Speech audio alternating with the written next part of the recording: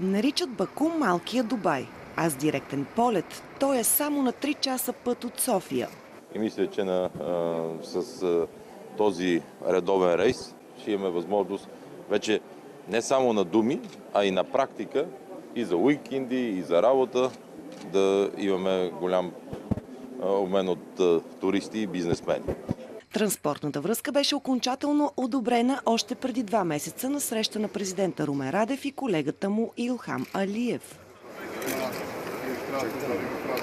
Подготовката за първия полет пък проследиха на място на летището в Баку премиерът Борисов и министър-председателят на страната на огньовете Артур Расизаде.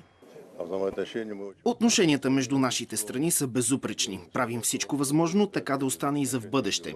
Директният полет ще се осъществява от нискотарифната компания на националния превозвач на Азербайджан, а екипът ни беше допуснат до пилотската кабина.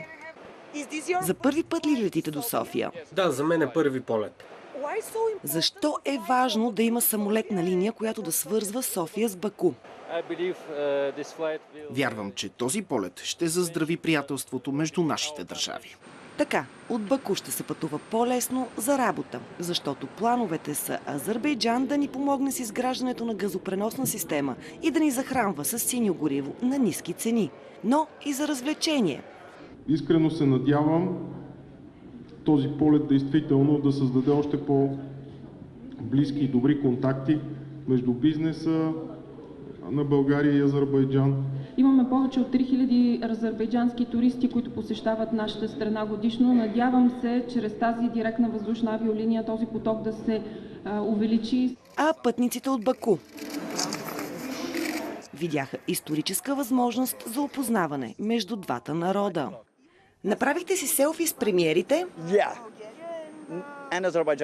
За мен в момента премиерите са си премиери, но мисля, че е интересно от гледна точка на живота и да покажа на децата ми. Вижте, това съм аз и министър-председатели на 2 държави. За новините On Air, Гергана Венкова.